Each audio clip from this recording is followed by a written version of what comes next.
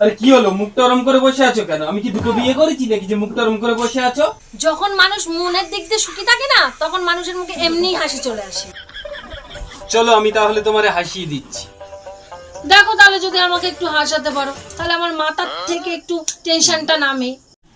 এই জানো, আমার বন্ধু তন্ময় বউ নিয়ে বাজারে যাচ্ছিল, আর বউটা না ভ্যান থেকে পড়ে গেছে, আর ও না দেখে বউকে না নিয়েই চলে গেছে। কি হলো, হাসি আসলো না? তাহলে আরেকটা বলছি।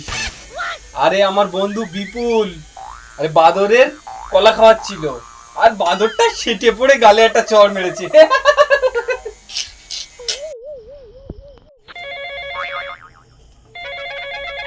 বোন ফোন করলো। হ্যাঁ বল। হ্যালো দাদা, আমার বোন না কি?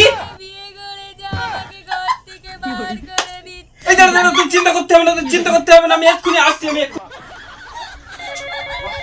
বাবা। হ্যাঁ বলো। এই বাবু, তুই তাড়াতাড়ি বাড়ি আয়, তোর মা বাজারে গেছিল, কুত্তায় তাড়া করেছে, বাড়ি হ্যাঁ, এসে আসছি, কেমন দাঁড়াও, হাঁপাচ্ছে। দাঁড়াও।